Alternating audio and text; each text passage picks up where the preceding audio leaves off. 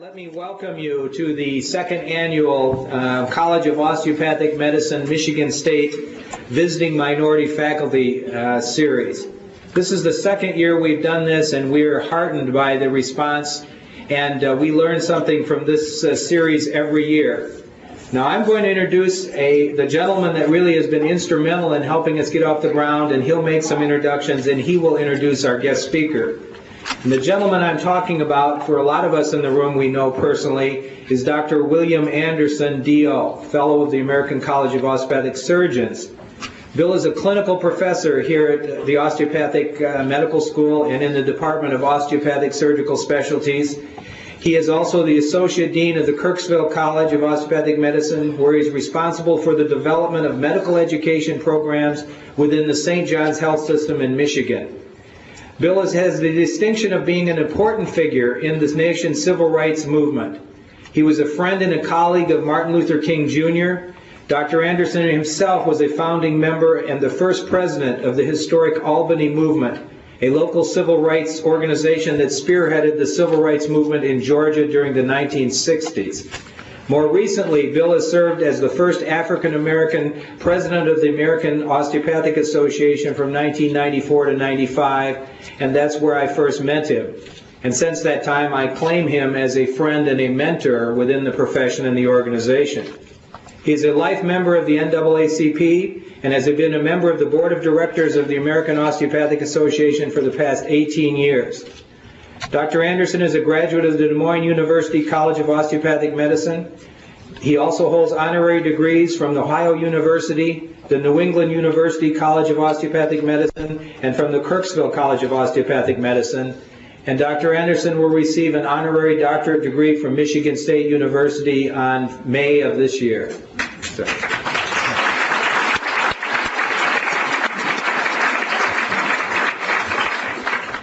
He counts among his awards the Distinguished Service Medal from the American Osteopathic Association, the Physician of the Year from the Michigan Osteopathic Society, and the Walter F. Patenji Medal for Public Service from Michigan State College of Osteopathic Medicine.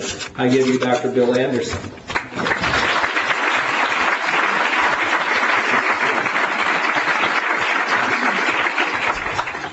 Thank you very much, and thank you for coming. You really make this effort that really is a labor of love worthwhile, because for you to come and join with me in recognizing and sharing with this leader in the civil rights movement in America today, it warms my heart, and I'm just so happy to see all of you here.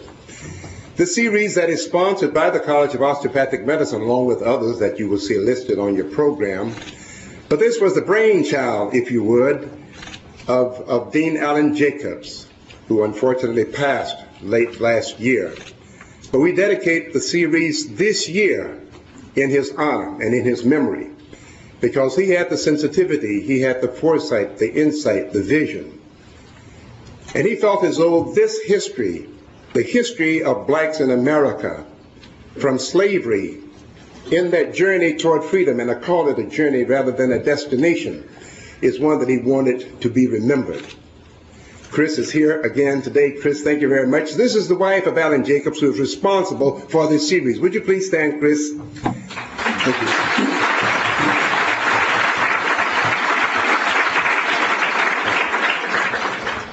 Let me tell you a little bit about our guest for today. He has been called a lot of things, starting with nigger. Is that all right? In answer to it. In answer to it. He says, so long as you spell nigger with a capital N. He is also noted as a comedian, a writer, a lecturer. He also is almost a physician, because I think that he has probably done as much as any physician in terms of giving instruction and giving direction on how you can improve your health. He comes from St. Louis, Missouri, which says something about St. Louis. He didn't stay there. He received his college training at Southern Illinois University in Carbondale. I didn't even know that existed. But he went there when he was one of few of his hue at that university, and he described it as being one of the most racist institutions in America, but it taught him a lot, and he'll tell you more about that himself. But he also was given the opportunity to show what he could do when he became a comedian in the Playboy Club in Chicago. He lives by what he teaches and what he preaches. And when he tells you that there's power in prayer, there's power that is untapped in your faith. And when he tells you that you can reinvigorate that power by fasting, he demonstrates it by doing it. He has fasted as long as 167 days. I asked a couple of people on the staff at the university today, how long could you fast? Some of us have a difficult time getting through, did I call it Fat Tuesday and some kind of Wednesday? Some of us can't hardly wait until sundown on Wednesday before we start eating again. But he has demonstrated that he can do that. And it has been demonstrated that he can survive 167 days, not on food, but on nutrition. And he demonstrated that with his 4X formula. I have come to admire and respect him for his commitment, for his dedication to civil rights, to women's rights, to Native Americans' rights. And he has pushed his body, not just his voice, he has put his body in the way of harm in order to make a change in this nation. You know, when black Americans were brought to this country, they had 3 imperatives. One was just to survive, and there were over 10 million of us that did not even survive the mid-passage in the slave trade. So we just had to survive, and that was number 1, and he has taught us how to survive on little. The second imperative was to create an identity because, you know, we had no identity. We were like treated as cattle, as chattel, and we were traded and bartered like cattle. People with no identity. The third imperative was to change a racist society, one that was built on exploitation, into a free and open society. Dick Gregory has been a significant part of that process. And I'm very honored and very pleased to introduce to you and to present to you a leader in the civil rights struggle in America, my friend Dick Gregory.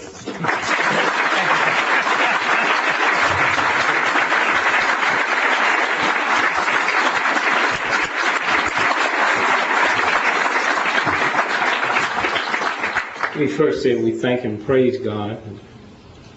You all made it here safely today. I pray to God that your return and my return will be equally as safe. On the second day of my 40-day fast, I called my wife today and said, you know, I knew I had a lot of things to do, but I can't drink as much water as I need to drink because it just runs right through me. I almost beg people to drink more water. And it's nice when you're out here and you people who you know, your family members listen. I had my uncle that was like 87 years old. And he called me up one day and said, I've been hearing you talk about this water. And I jumped on a plane, flew into St. Louis and told him, you know, how much you drink and how you drink it. And so he started drinking, he started walking, and a lot of coughing, and asthma decreased, his migraine headaches left, lower back pain left. And next thing I know, he was making big news. He was out trying to run a marathon at 92. Then he went off on the other end. He said he'd get up every morning, early in the morning, and go to the toilet and pee, and God turns the light on for him. And when you say that, there's a whole lot of folks that will just run to your house and just want to touch you. Maybe you can heal my arthritis. And so they were just lined up in front of his house. So I just said, let me go by and speak to his wife, because she told me she's drinking as much water as him. And so we got there, and I said, you know, I've been reading all this in the paper, and I saw all the TV cameras outside and lines of people that's come and want to just touch the house. Because God turns the light on for Ed every night. I said, but don't that bother you? You drink as much water as him. You go pee in the middle of the night, and God don't turn the light on for you. He said, it don't bother me. And one day when he realized he peeing in the refrigerator,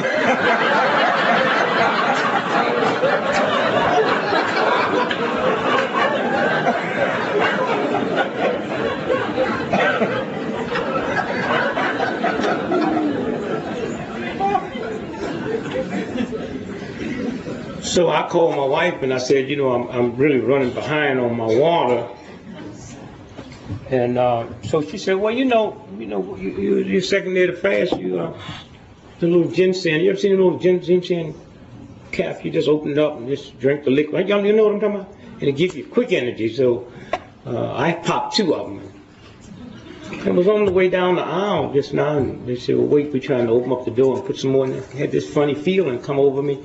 And I don't like to throw stuff on the floor and stuff, so I put the empty bottles in my pocket, and I just reached in there and checked it out. I took my Viagra by mistake.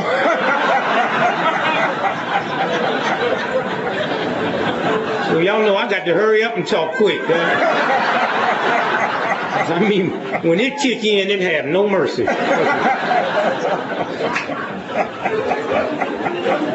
And I'm one of the few black men that will admit I use it. Usually when you catch your brother buying it, he swear he's buying it for a white boy. No, I use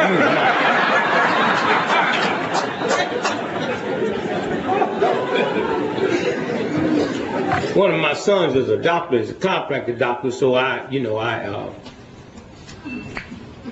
can get the actual shot for $10, going through the doctor with just no charge. And earlier last month, he was on his way to Australia to a meeting, and so he said, I got this doctor friend of mine, he'll give you the shot. And I walked off and left my wallet, so I called my wife and just told me he'd send the bill to the house. And so he sent the bill for $10, and my son called me a couple of days ago, said, Ma, all right? And I said, what do you mean? He said, well, my doctor friend gave you that Viagra shot. He called me and said he got a check. He sent a bill for $10. He sent him a check for $3,010. I said, well, I'm sure she's all right, but I can't imagine him making that kind of mistake. So I called and said, I just finished talking to your son, Christian, and he said that you sent a check to the doctor for that Viagra shot I got. It wasn't but $10. And I said, you sent $3,000. He said, I know it. I said, well, what's that about? I said, well, $10 is what he charged you. $3,000 was the tip.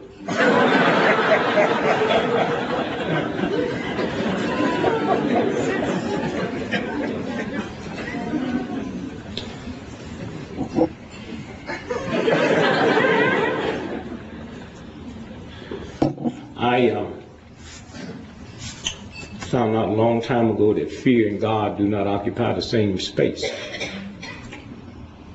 That was one of the biggest problems I had. I got married 43 years ago, and people say, love is wonderful, you entertainers don't make it that long. Well, I'm going to confess to you on this Valentine's Day, love ain't had nothing to do with it. She told me 2 days after we was married, nigga, you ever leave me, I will kill you.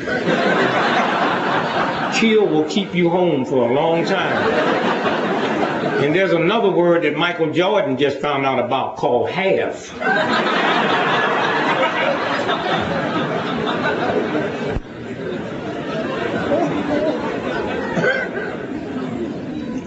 When Lil and I first got married, she had a problem with debt. She couldn't handle debt. And and a lot of black folks, you white folks don't know this, but black folks, they just go out their way to have, good credit. I'm so sick and tired of you black folks with good credit, but you ain't got no cash. And to find me some black folks with some bad credit like me, but cash. I always want to be validated by an insane system.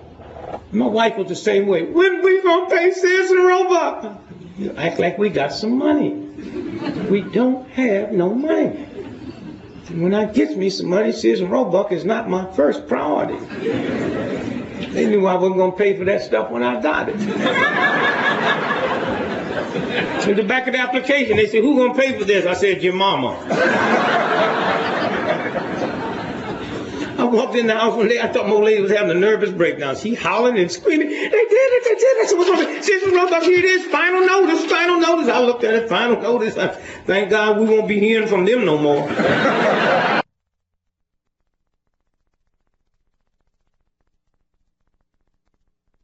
Look, you students, y'all get through you with your 4 years, you got your student loan, and you all uptight, you know, I got to, no, you don't have to. It's a game they play.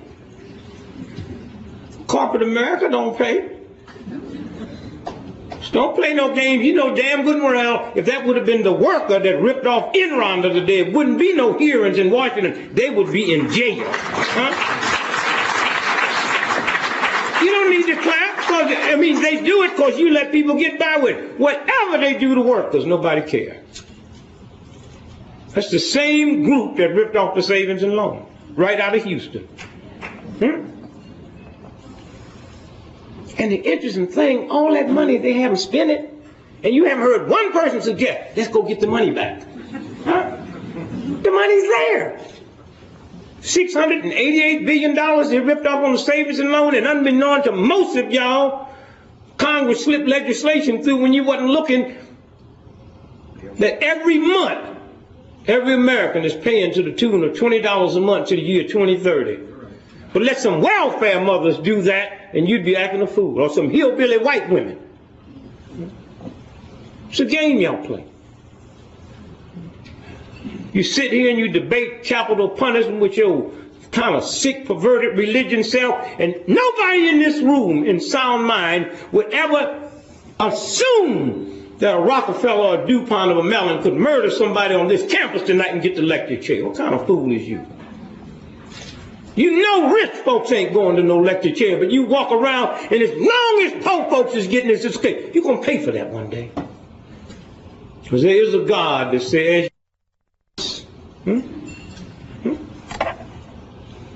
something's wrong. Somewhere. Youngsters come to institutions like this and flunk out, and that don't bother you? Take my damn car and get it serviced. If y'all can't fix it, you ain't gonna get the money. And I'm gonna find somebody else. If I go to a school, you sit here, you the great institution, you supposed to be able to teach me. How you gonna flunk me out? I come here to learn. I come here to be educated. Let Prince Charles come here and flunk him out and see how many buildings you would lose in 24 hours. It's a game we play. How long? And what in the hell is a good school and a bad school? Are you out your mind? Michigan State is a good school. Ole Miss is not that good. And you know damn good and well you better off going around the world with a degree from Michigan State than a degree from University of Alabama. You know that. And yet y'all tolerate. I can go to Harvard Medical School today and my degree is better than if I went to Ole Miss Medical School. But if I go to Ole Miss today and give them $1 and say I'd like change for this dollar in dimes, they would give me 10 dimes, and Harvard would give me 10 dimes. There's something wrong with a nation that think you so cute and powerful that have more unification in changing my dollar than messing with my mind. And then y'all end up paying for it. It wouldn't be bad if them doctors going to them bad schools would stay there. They'd be here. That's why I say y'all better stay healthy as you can. So well, he or she is a good surgeon, but they didn't start off good. How you get to be a good surgeon? Practice.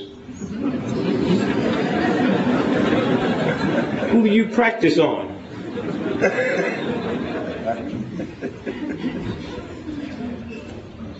Somebody asked me the other day, you've been fasting for about 30 years. What does your doctor think? My doctor been dead 27 years.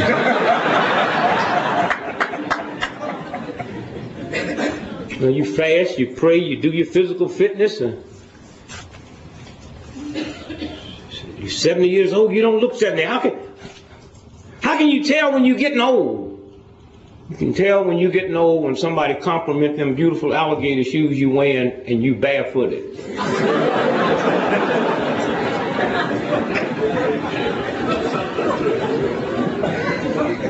You can tell you're getting old when you go to the doctor and the doctor tell you need an x-ray and just hold you up to the light.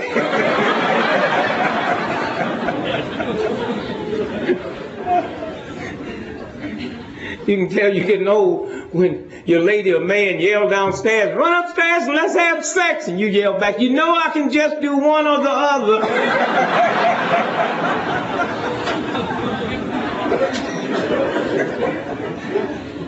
Fear and God do not occupy the same space.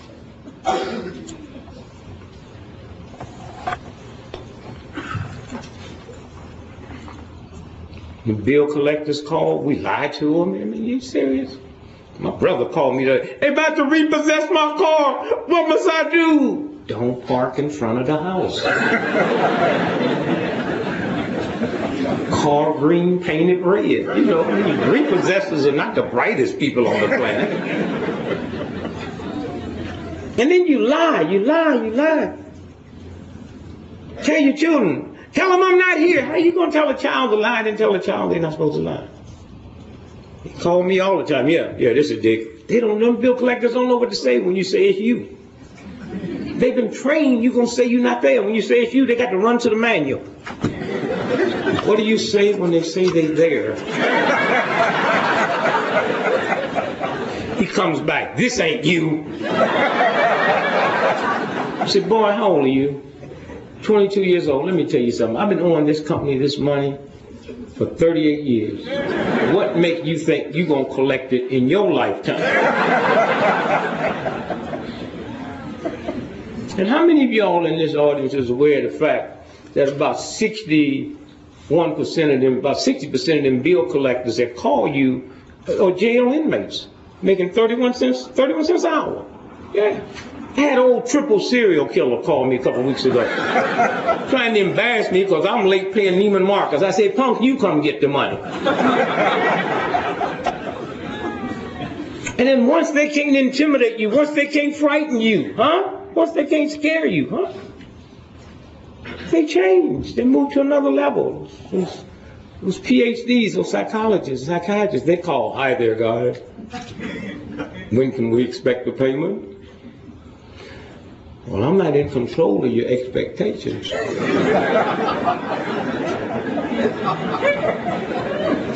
Matter of fact, you can expect the payment all the time. Matter of fact, my brother, you sound so positive. Have you checked the mail this morning?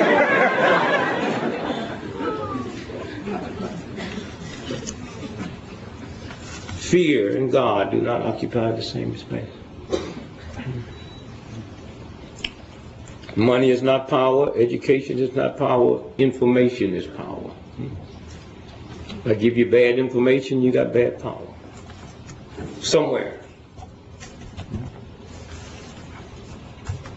It's just Black History Month, and my brother, we were talking about the early days of the movement when he was down there in Albany, Georgia by himself, dealing with and for you youngsters, progress.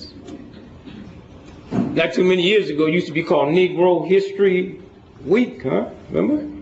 Now it's called Black Month. Of course, when you get ready to give us a month, be that month of February, all them days missing. I mean, I didn't expect no 31 day, you know what I mean? But I was stunned when they laid February on us. Most black folks I know, not only do we not like February, we don't even understand it. I mean, what's a groundhog? On February the 2nd, if the groundhog season shatters, 6 more weeks of winter. Tell that to somebody living in San Diego. And it's so crazy just now. I mean, the TV cameras come in from all over the world. They out there at that hole at 4 o'clock in the morning with them lights. The groundhog can't help but see the shadow.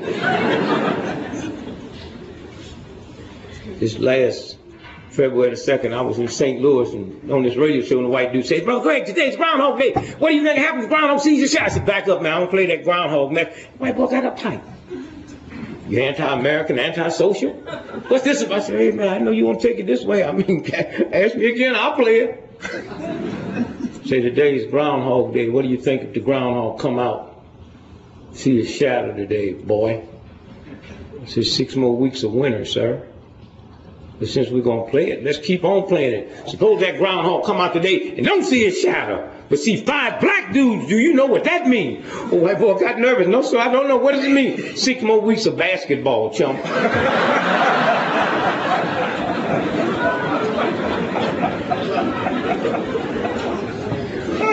And then we move from February the 2nd to the day, February the 14th. Hey, not only Valentine's Day, but Saint Valentine's Day, huh? It's the only day of the year. It's called Saint. And you know how many people lie on the day? Or am I the only one to send more than one card to more than one person?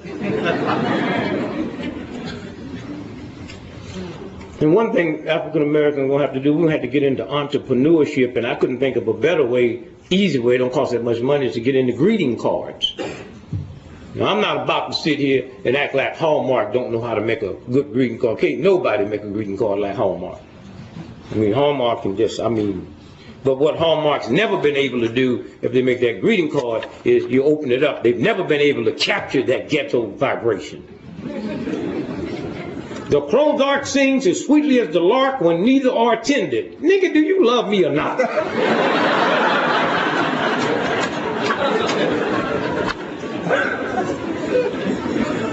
We just need some simple cards with some simple vibrations like, I ain't gonna do it no more. Give me another chance, baby. I know what you're thinking, but she hit on me first. You know what?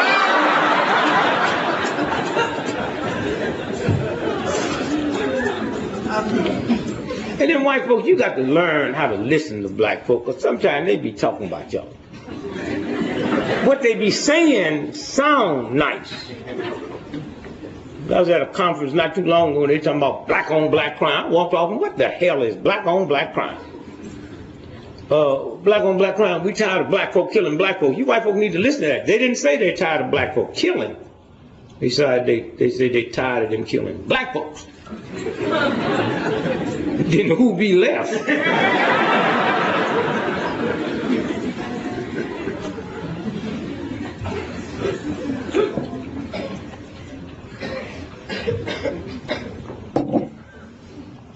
If we all go to China today, who you think killing Chinese in China?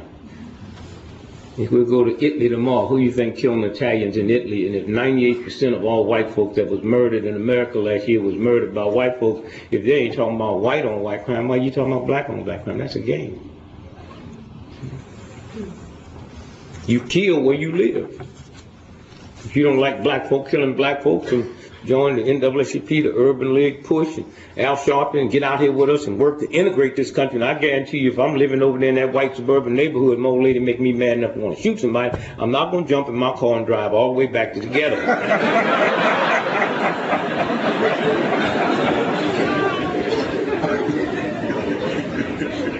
And you black folk got to stop looking at television, everything they want to scare you. They just put on TV. Crime, crime. Please. I know black folks ain't got nothing, think somebody gonna take something from them. I got a cousin in Kansas City, he got 27 locks on the door and ain't got nothing in the house. I said, boy, if somebody broke in here, they'd leave something. The house he lived in so small, he stuck the key in the door one day and stabbed 12 people. And they was in the backyard.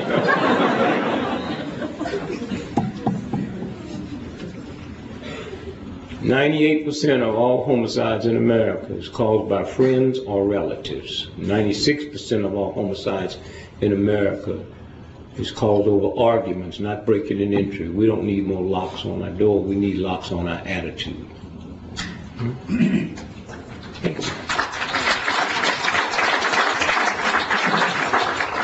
We live in a country where a handful of degenerate, old, ungodly, unethical pimps decide what you're going to do from the time you get up in the morning to the time you go to bed, and you play this game like you free. Every 4 seconds you sit here, and every 4 seconds, 24 hours a day, a woman in America is beat up by her boyfriend or husband. That don't seem to bother you because the name's not being loud. Every 4 seconds, a woman in America. Not beat up by strangers, by her boyfriend or husband, 98% of all women in America right this moment in shelters is there because they've been battered by some man. How long? And we older folks have left you youngsters a mess to clean up. A bunch of thieving thugs who manipulate everything from the Bible to religion to your curriculum in school. And then a bunch of ignorant Americans just go along with anything they put out there all at once now, the big debate.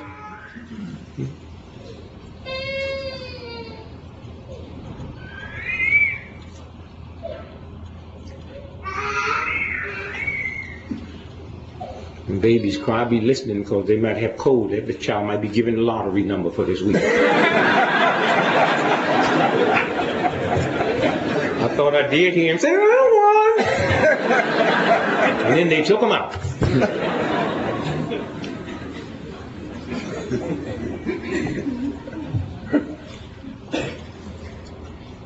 How long?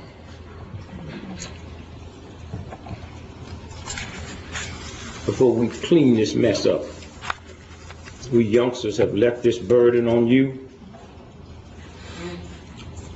You come to an institution like this and read some old stupid books about Columbus discovered America. You know that punk got lost. But yet you tolerate it. Where was the Indians when that boy got here? I mean, if you can discover a country that's already occupied, I'm getting personal now. I can walk out on the parking lot and discover your car with you in it. Shut up and get in the back seat and teach me Thanksgiving. Huh?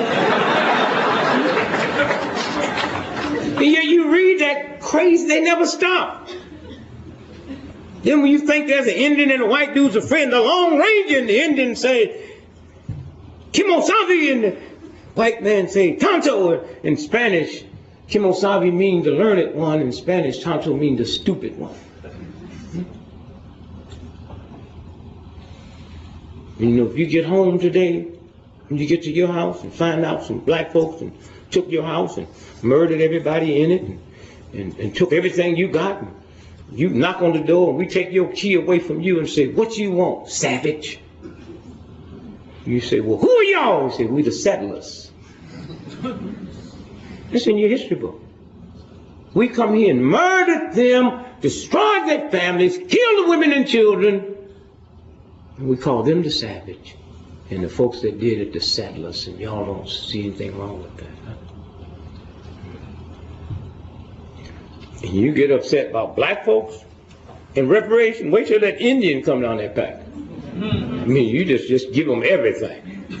And maybe y'all get used to it now and stop all that old sin. You black people just as silly. Like, well, how y'all gonna blame me? I wasn't here. I didn't do it. Nobody asked the smoker to pay the settlement on the cigarette claims. How come when it comes my turn you want to get stupid? But the people who made the money and the cigarettes had to pay. And we're going to get reparations, whether you black folks like it or not, and the people going to get it for you is the same lawyers that got 40% of a $300 billion cigarette settlement going to get reparations. You black folks better start trying to get in line. Now, it's going to be a while, but you better start getting in line, because with DNA, you'd be surprised how many white folks going to be up your head of it. Oh, yeah. And Nick, they're going to get their 40 acres in the new.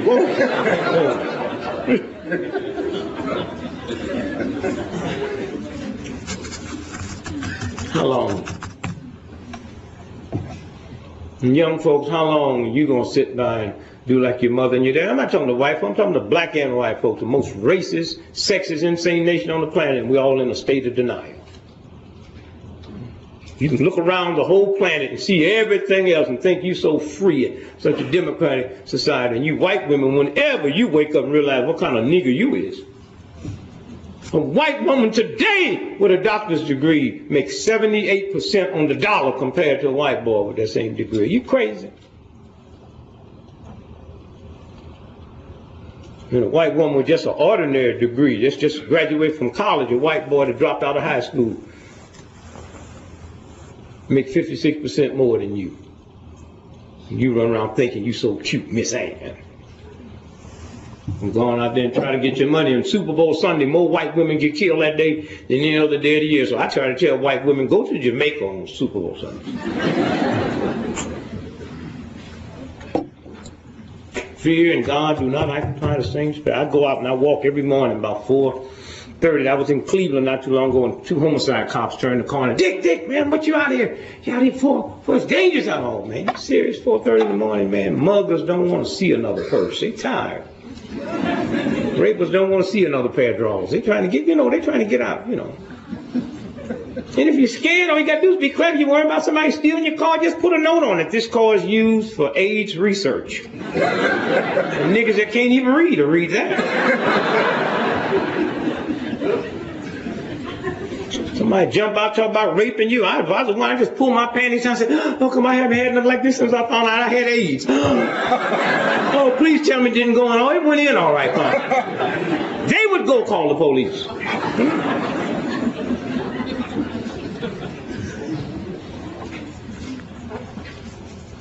How long?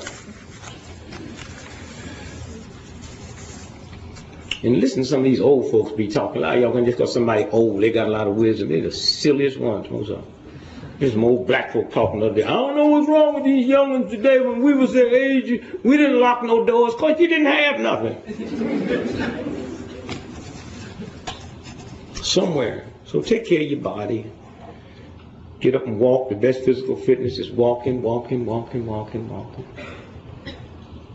Athletic ability ain't nothing but heathenism. It's ungodly, unspiritual. And I say this as a world-class athlete. I set the world's record in the high school mile. Never got credit for it because I was at the all-Negro meet. Went to Southern Illinois University, third fastest half mile on the planet. What they don't tell you is professional athletes' life expectancy is 54 years of age. Winos live longer than that. Take care of your body. The number one cause of death in America is not murder or homicide or drugs, sleep deprivation.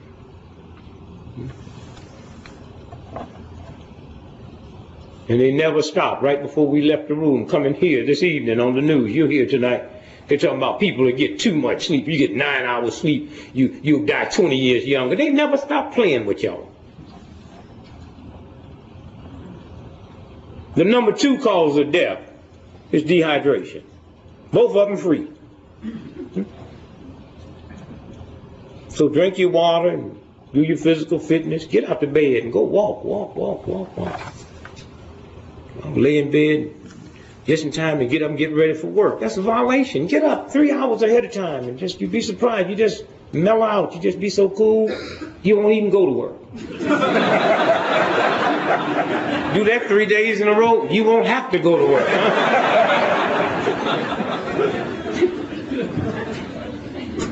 How long?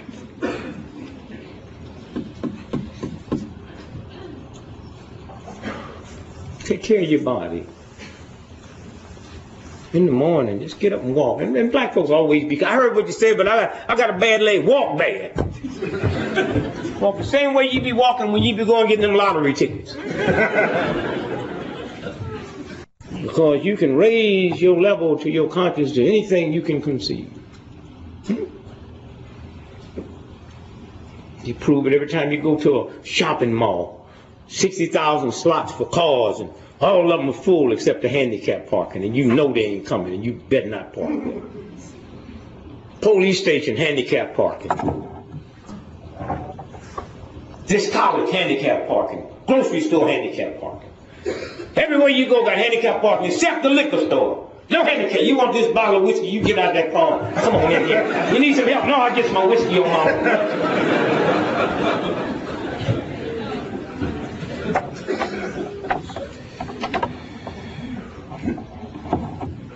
God, have we come a long ways.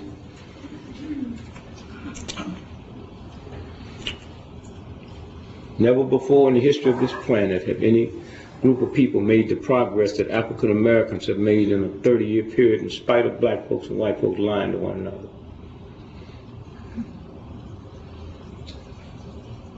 And you black folks want to make believe that your problems is you're not prepared, you're not educated. Now, that ain't nothing but a game. The problem in this country why you don't make it is racism.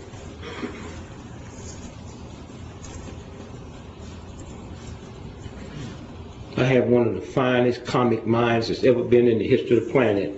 150 years from now, people will be studying my brain. I did stuff that nobody ever did. Where you hear about it? But just thank God I don't have to be validated in a white racist system. I don't need the New York Times to tell me who I am. And liberation have always meant more to me since I've been part of the movement. I haven't always been. I used to drink a fifth of scotch every day, 4 packs of cigarettes every day, top weight 365 pounds. I went the whole route. And the movement saved me. Saved me. A country that looks at this movement like we're a bunch of hoodlums and thugs. There's never been nothing this grand. And I tell you what, 10,000 years from now, 10 million years from now, if there's anybody on this planet, the only reason America will get her name mentioned is because it'll be Dr. King and this nonviolent movement, and Elijah Muhammad and Malcolm X and this NAACP. Y'all play games with it if you want to, but you don't count. When I was a little boy, 4 years old in St. Louis, Missouri, couldn't read, couldn't write, didn't know where my daddy was. I was so dumb, I didn't even know that St. Louis, Missouri was in the same state with Kansas City, Missouri. But at 4 years old, I knew where Jerusalem was because of a man named Jesus. I still can't read a map, but you show me a map, I can find the Middle East because of a man named Jesus. And one day, they'll have to mention America to say where this great movement came from.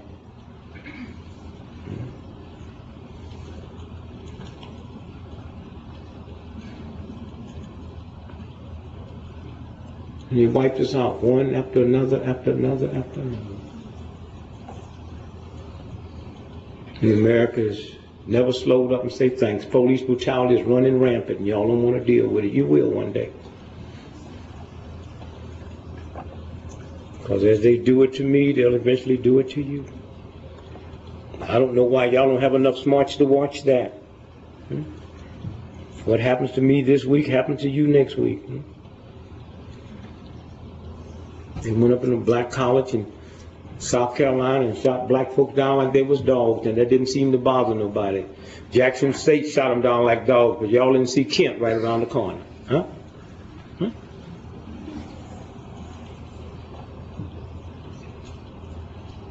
Nobody seems to worry about police brutality. It's the #1 problem confronting black folks today. Is police brutality worse today than it was 50 years ago? No. Then what's the difference? My mindset didn't change. What I tolerated 50 years ago, I won't tolerate today.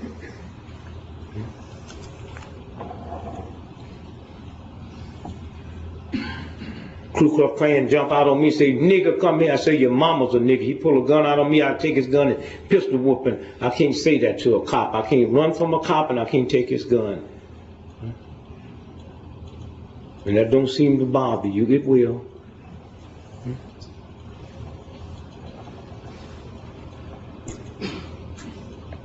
They nothing but criminals who? The mafia ain't never been beat up by the police. The Enron folks ain't never been beat up by the police. And then you black folks sit and let a white, racist, insane system tell you about family values. America don't qualify to tell me. I am the family. I never stole nobody. Never took anybody away from their mother, their father, their land, their God, their religion. System stole me, dropped my dad off in Jamaica, dropped my mom off in Mississippi, dropped the kids off in Louisiana. Now want to tell me about family values, and some of you ignorant black folks that suck enough to listen to that. I am the family. You want to talk about family values? The mafia. You can't find nobody no family oriented than them.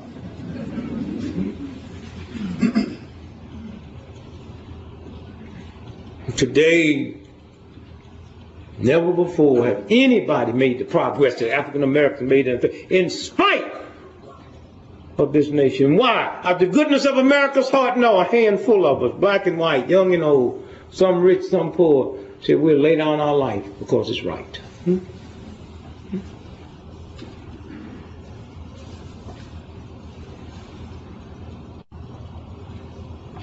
Thank God. Going to Mississippi, when I went down, I just knew I'd be killed. Scared to death. And I look back now and say, thank God I went anyway. Never realized when we went down there in the year 2002, Mississippi State had more black elected officials than any other state in America. It works. Huh? It works.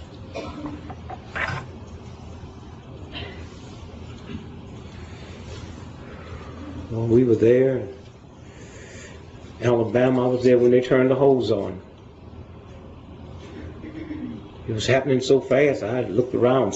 A little 4-year-old black child pushed past me by the fourth of that water, and before I could gather my thoughts, I see this white nun float past me, and the white priest, and an old black man, and a minister friend of mine, and the next thing you know, we were still marching. I look up and see a cop throw his hose down, and see a cop walk up and slap him and arrest him, a white boy.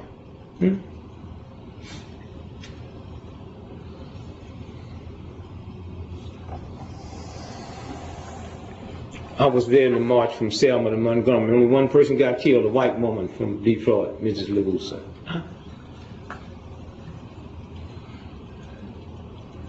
And I look at some of you little black punks that ain't never done nothing, gonna put on a dashiki and twist your hair and ball up your fist and think you know something about some movement.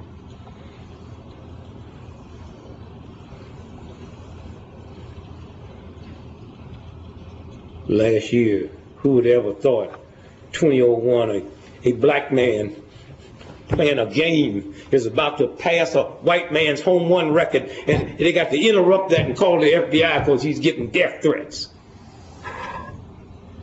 Do a radio show, Kathy Hughes station in Washington, D.C., and people call and say, what do you think about that? So I didn't give that a thought.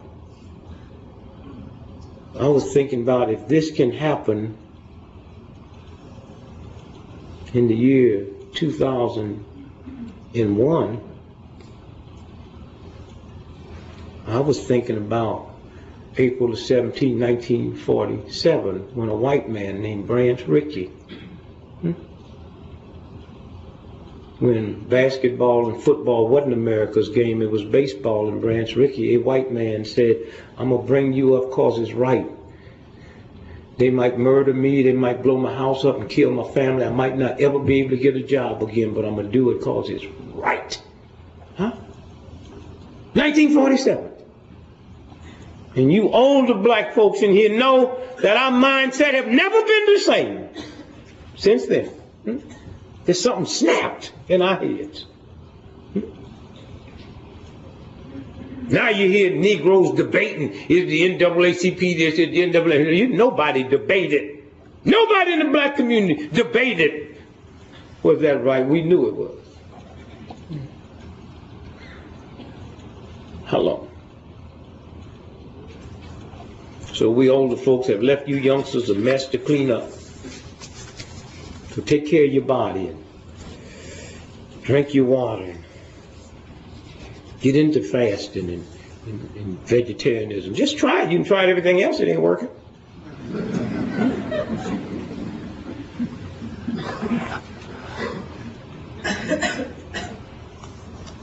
And don't leave here now and gonna go out there and say, I'm going to try to overdo it. I can see some of you now go home and say, I heard this guy talk about fasting. I think I'm going to go on fast. Did you check with a doctor? You checked on a doctor before you did cocaine?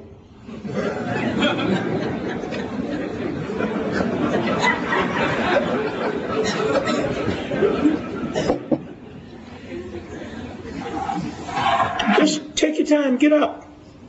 Get that stress off you.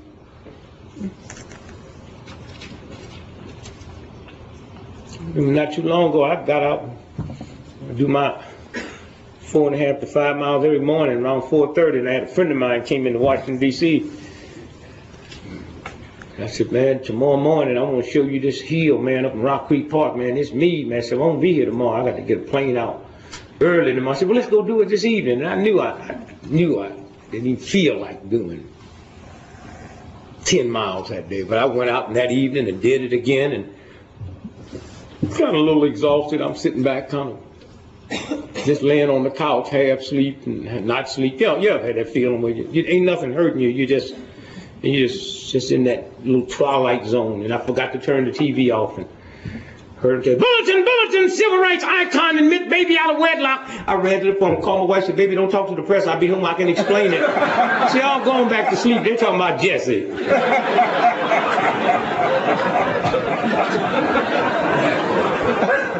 I said, well, you do have to admit I am an icon, right?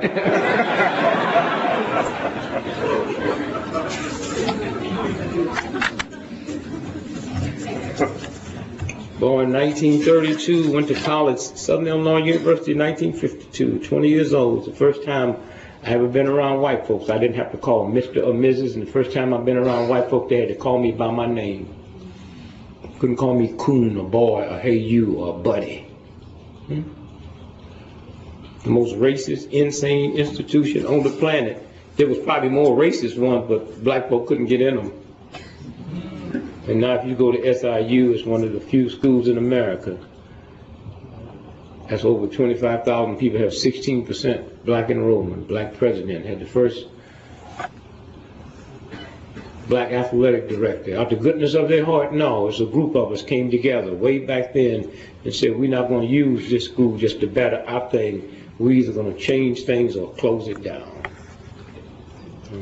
Black women couldn't live at the dormitory. The only reason black men could, because they couldn't go that while and let black athletes stay and nobody else could. Black fraternities and sororities couldn't be on campus. A black woman couldn't run for homecoming queen. In 125-year history, you go over to the athletic department and all the records is held by black folk, but no black had ever won outstanding athletes award. And we shut it down. And SIU is one of the better institutions because a handful of us decided we're not just going to walk through here like they're doing us a favor. And it worked. You black folks, you better stop tolerating it.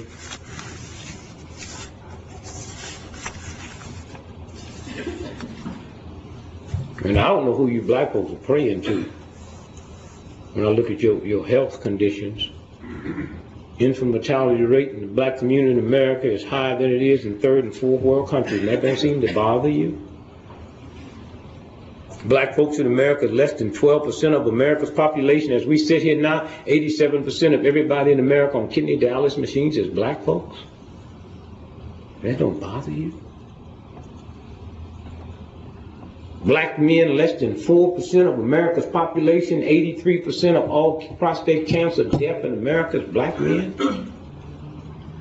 Little black teenage boys in America have more asthma deaths in 1 year than all the asthma deaths on this planet put together. Why? Because Harvard, Yale, MIT, Morehouse, they haven't realized that asthma is nothing but dehydration, and asthma attack is the brain sending a message to squeeze the water out of the lungs. 6 quick glasses of water would normally break that up. Well, why do little black teenage boys have more asthma deaths in America in 1 year? Because what do you drink? Gatorade, Kool-Aid, lemonade, soda pop. When do you drink water? You black folks, everybody, but particularly black folks, you better understand the role of the liver, L-I-V-E-R. Take the R off, it's spelled live. It's an organ, weighs 3 pounds. It's an organ and a gland. It handles 500 different functions. When that go out, it opens you up to 1,000 different conditions. You black folk can put all your little cute outfits on. It ain't got nothing to do with what you look like on the outside. You corrupted in the inside. Why? What takes out your liver? Anger. You want to sit and harbor this white racist sister. Want to make a white racist system think it's okay. Then the minute you get away from it, you want to call them a bunch of hunkies and a bunch of this and a bunch of that. You ain't doing nothing but messing with your liver. Depression, stress, fear, alcohol, coffee, soda pop, constipation, white sugar, all drugs. Ain't no such thing as no legal drug. All drugs in your body, the one you get through prescription, the ones on the corner, eats up the vitamin A in the body, which is the immune system, vitamin B in the body, which is the nervous system. All tobacco. Take care of your body. Water is so beautiful, you can't get a better demonstration than the power of God than just the water. 70% of this planet is water. And 98% of that, 97% of that's ocean water. Think about that. Ocean water, you can't drink it because of the salt, you can't grow nothing with it. Only 3% of the water on this planet is fresh water, and 99% of that's locked up in ice and glaciers and underneath the mountains. And where you get your water from? That God force. There's a thing that God do with the sun, that it just takes that ocean and do strange things. And at night while you sleep, it turns that water into vapor and pulls it up out the ocean, and the salt stays down and the water comes up, and then God blows it to your house. And say, this is my breast milk for all living animals and plants. How long? Strongest two forces in the history of America has always been the black woman and the black church. That's why both of y'all under attack. They burned down a black church, but they never burned down a black whole house. They burned down blow up a black church, but they never blew up a black crack house. And you black ministers, I just take my hat off to you, because 99% of that movement was ministers.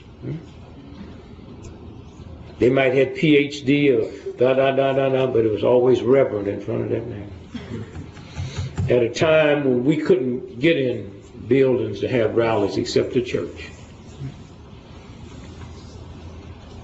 And then they take entertainers like Flip Wilson and give him a show deframing the two strongest forces in America, the black woman and the black church. And some of you black folks silly-dilly enough to go along with that crap. I've been a black man for 70 years, ain't never met a sister like that thing he was supposed to be, and never met a minister like Leroy. Y'all crazy?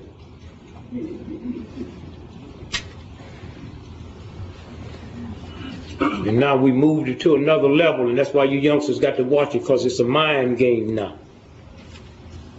It's not physical no more.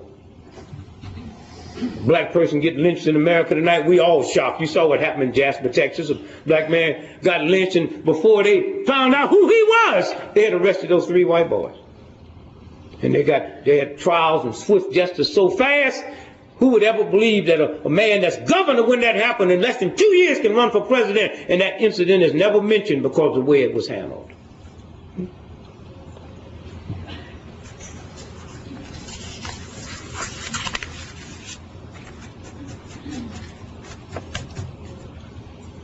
But now they'll take some black entertainers and give them millions, and they let them do the work.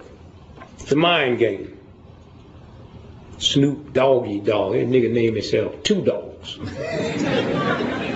Hitler's never been referred to as a dog. Napoleon never was referred to as a dog. Genghis Khan never called himself a dog. And it ain't no accident that after he becomes Snoop Doggy Dogg, and a lot of the lyrics and the black music start referring to the sister as a bitch. And y'all tolerate it. Some of you are stupid and sick and insane enough to dance to it. We get the male dog and then the female dog, and only in ignorant America is bitch a bad word. All over the world, people wrote the word bitch is a female dog. So if somebody in Europe say, I got to go feed this bitch, they're talking about going feeding a female dog. So we get Snoop Doggy Dog, then you become the bitch, and then you have a little baby called Little Bow Wow. And y'all don't see the implications of that.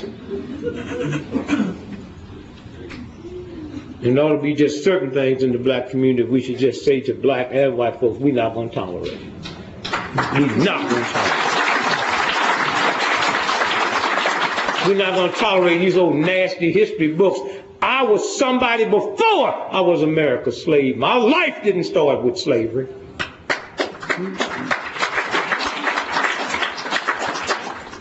I built the pyramids in Egypt. I understood astronomy and astrology before white folks was on the planet. Don't wipe out my history and start it back with negativity, and don't accept that. How long? Got a big job. Prince. I can't say it for sure, but I'm sure he was lying when he said he changed his name because he was mad at the record company. Them boys said there'd be no niggas named Prince. There's one prince on this planet. It's a white boy named Charles.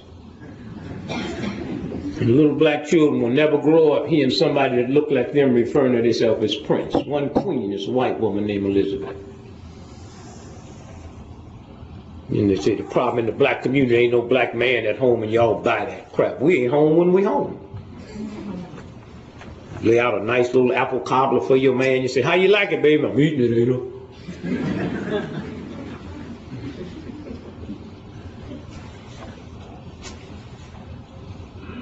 Queen Elizabeth, one of the richest women in the world, she makes $360 some odd million every 24 hours, just interest on her money. I like them kind of white folks. These white folks, they do not lie. They tell you, I'm going to war to protect my interests.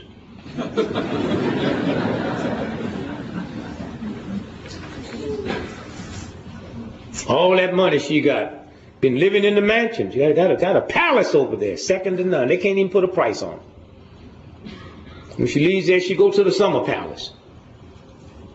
Been married to a dude named Philip. All of them live in the house with their family. You can't find no more messed up, dysfunctional children than the ones she got. So how come when it comes my turn, my problem is ain't no black man at home? Hitler had a mother and father at home. Jack the Ripper had a mother and father at home. And the mafioso, you can't find no tighter family. What's that game about? The rules always change when it comes to me. And then you black folks sucker into that. Niggas running around ashamed of welfare. You crazy? What the hell? What's wrong with free money? I don't want no free money on your way to play the lottery. I get free money every day. It's called corporation. Dick Gregory Health Enterprises. I can take a whore all the way around the world with me today as long as I got enough sense to call that whore my secretary. It's a tax write-off.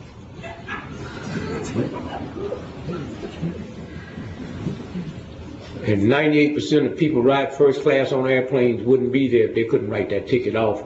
And all first class, the whiskey is free. In America alone, last year they gave away $800 million worth of free whiskey, which the airlines write that off on their taxes, which you pay for. But a welfare mother trying to get apple juice for the baby, you want some apple food.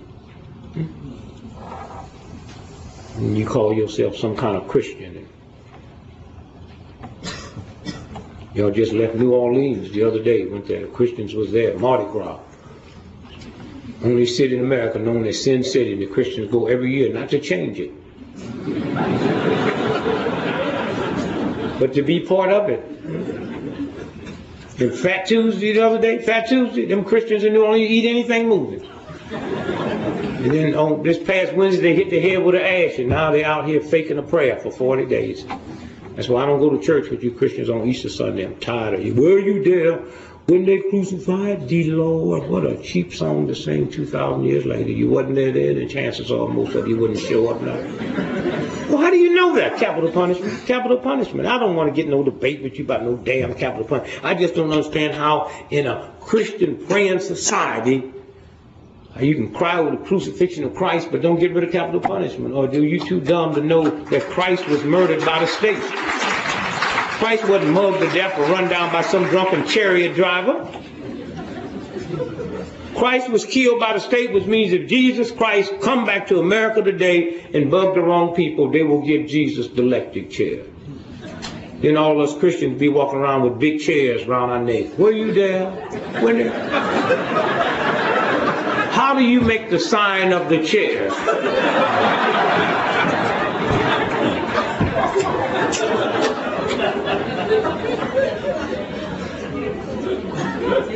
And now here you American Christians, we want the right to pray in public school. Hope you never get that right. Congress, thank God the Senate had enough sense to kill it. Congress, 18 months ago, passed legislation and all this violence in public schools. We're going to put the 10 Commandments up in public school. Come on, if you put 10 Commandments in a whole house, you think pimps would stop pimping? If you gave the Marines the 10th Commandments, the Secretary of "Thou shalt not kill," you think they'd throw their guns down? I went to public grade school, public high school, public college, 70 years. Is my age. They didn't have a law to say you couldn't pray in public school. You know what? We never prayed. Then once they get a law say you can't pray, y'all wants to pray. If you had we just praying for it, they had a law, might not be no law now. Did you go to public school? High school? I went to Sumner High School in St. Louis. We was the Sumner High School Bulldogs. What's your high school? And you have a mascot? What was it? Indians. Indians.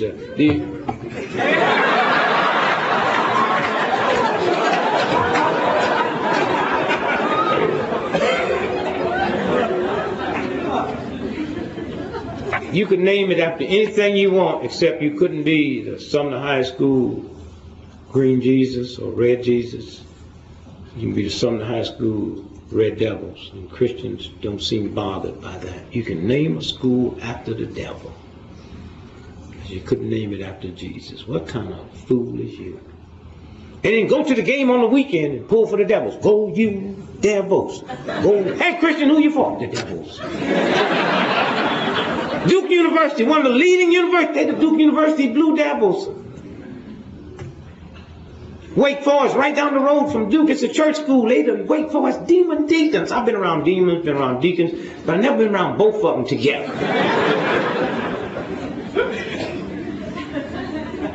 And then think about what you think about when you hear the word God.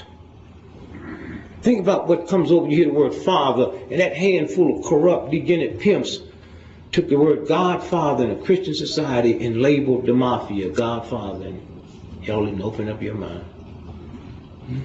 Hello. Take care of your body. And you got a long ways to go. Start learning to love your body. And that's what this movement taught me. I've been to church and I'd hear him talk about love, and I didn't realize love. Are you serious? Love you, baby. If I can't have you, ain't nobody gonna have. That's love. Yeah, today, oh, we be dealing today, Valentine's Day, chocolates and whiskey. And a whooping before the night's over.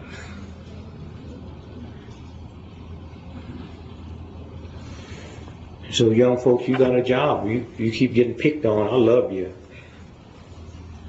You say, well, public schools, we need to change them. Public schools is the greatest thing ever happened in the history of this planet.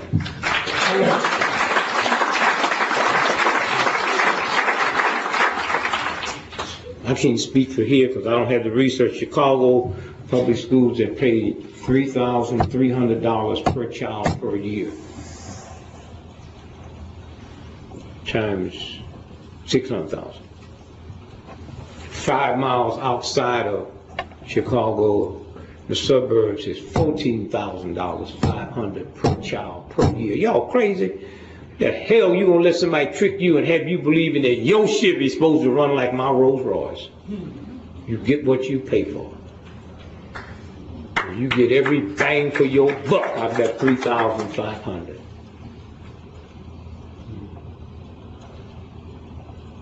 Go to the suburbs and give them $3,500 per child and bring that $14,000 into the inner cities, and we'll have little 4-year-old children going to the moon. It's a games they play. We yell black power. Boy, everybody, even black folk, no, Mr. White folk, we didn't mean black power, they mean green power. No, the Jews had green power in the concentration camp.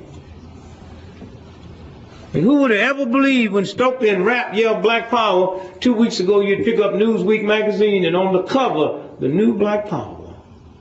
And I think about what them two brothers went through in Mexico at the Olympics when they balled up their fists, and all at once now they said the new black power. 3 black men head 3 of the top most powerful Fortune 500 companies.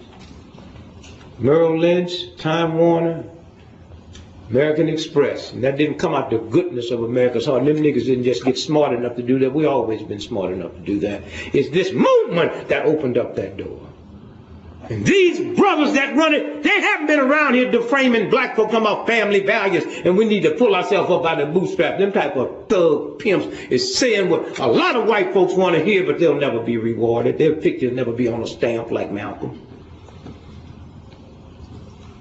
And the people that put Malcolm X's picture on a stamp, but there was no black folks in the room, that was all white folks.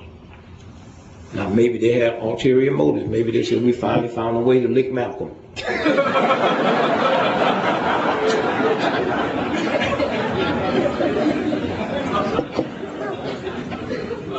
And so I say to you today, particularly you young folks, we've left you a mess to clean up. We don't do nothing but play punk games. Oh, Bin Laden, we need to murder him, we need to kill him. If America found out that Bin Laden owned 98% of the cigarette stock and 99% of the whiskey stock, I wonder how many would stop smoking and drinking. It's easy to jump on an Arab than to put yourself through some serious changes. Freedom of the press, freedom of speech, where? Henry Kissinger was arrested. Well, they served him his papers in Paris, France, 18 months ago for murder. Not one American newspaper ran that story. The Hague Court, when they started indicting all them thug generals in South America, they produced a document and said, we was doing this for Henry. He's sitting over there in the Ritz-Carlton, and they came in and served him, said, you will show up in court at 9 o'clock, and he ducked out. And the French government said, yeah, but you cannot come back here ever again. We can go find some homeless welfare mothers, take them to Paris tonight, but oh, Henry Kissinger can't go. Not one American newspaper. Then 16 months later, the only paper that ran the story was the Village Voice. Huh? And you think you got a free press? You willing to go all over the world and kill under some false, perverted patriotism?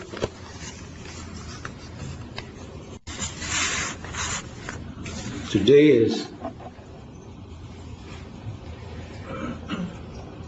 St. Valentine's Day. I think about all them firefighters and cops in New York that died that day that won't be home with their family. And then we playing some kind of old game with them. You love to fight, you love firemen for what they did. How come almost 90% of the firefighters in America are volunteer firemen? If you love what they did, how come you don't pay firemen all over America? I've never been to a volunteer whole house for free. Or there ain't no place you can get whiskey on a volunteer basis. All you pay for everything for firefighters. You run around talking about how much you love and pay them. And nobody want to talk about it. Take that old pimp man up there and make him a hero. He ain't no damn hero. The hero that day was not just firemen. It was these group of firefighters rushed into a building where everybody in it was rushing out, and they went in anyway. Huh? Don't nobody want to slow down and talk about that. Hear me. Something happened in here, and we rushed the door, and we all running out, and here's a group of people running past us. And died. And your answer to that is $1 billion of your tax money spent every day dropping bombs on a country that don't even own an electric toaster. What kind of God are you praying to?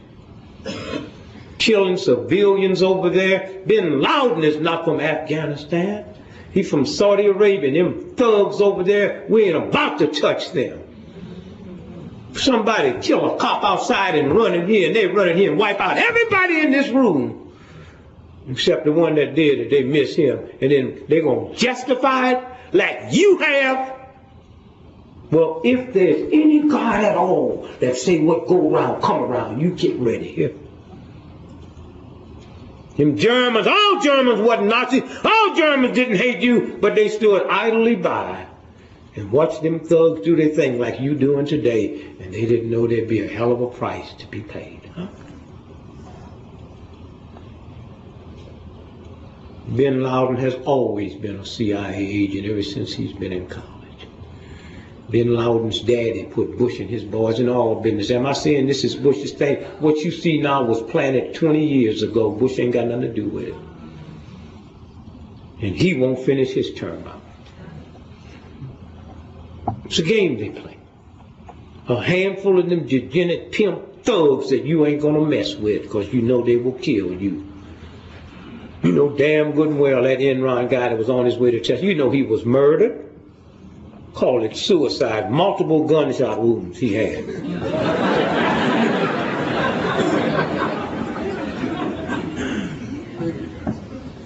How long? I do not believe we've gone beyond the point of no return. I do not believe you have to just sit there and let a bunch of thugs manipulate you from time you go up in the morning and time you go to bed at night. You know damn good well we can catch Bin Laden if we want him. We got rockets and missiles and computers and stuff that we can blast off going to outer space on a 12-year voyage, and we got to be at a certain place at 3:02 a.m. in 10,000ths of a second and make it, but we can't find that conker. Then y'all stupid enough to believe he's still over there? He's probably in New York that day. All he got to do is take that old sheet off and take that laundry off his head and put on a business suit. He looked like any other white business executive. When y'all go home tonight, look at your toothpaste. What these heathens are doing, ain't a damn thing you're going to do about it. And read the small print down here, they disclaimer, do not swallow. That's on your toothpaste. They don't put this on whiskey. And in case you do swallow it, the last sentence say, contact the Poison Control Center, because an ordinary doctor do not have the educational background to save you. And you give this to your children. And if welfare mothers put this out, they'd be on their way to lecture chair today. But as long as these super degenerate pimps do whatever they want to do, it's okay. How long? 1963, it's cost me millions of dollars to name this book nigger. Why'd I name it nigger? Because I'm going to take this old nigger snake and defang it. And I was the hottest thing going. People were scared to put it in the store. Black folks would even go and say, I like one of them Dick Gregory whatchamacallits.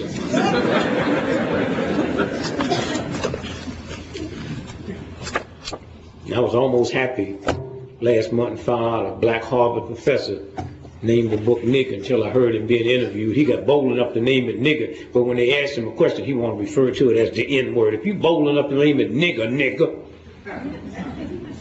the hell is the N-word? And I hope my Jewish brothers and sisters never get crazy and insane enough where you start feeling so humiliated by what them Nazis did to you that you want to change the word SWAT sticker to the S word and concentration camp to the C word. The word is nigger, nigger, nigger, nigger, nigger. I say it 100 times every morning when I wake up, make my teeth white. None of you black folk come in. Why you use the word nigger? If it bothers you, then you a nigger. I didn't call your name. If I say all you hoes in here stand up, if that bothers you, you got some hoe tendencies. If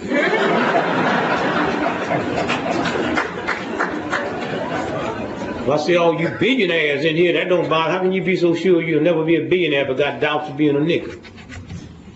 How long? So I leave you today and I say to you, we have left you youngsters a mess. And would I like to join y'all? Oh, I've never cared about age. Old age ain't never scared me. I've been wanting to be 100 ever since I was a little boy. But I'd love to be 13 or 14 now. Oh, it's exciting. School is so exciting. That white woman out there in Portland got knocked up by her same student twice.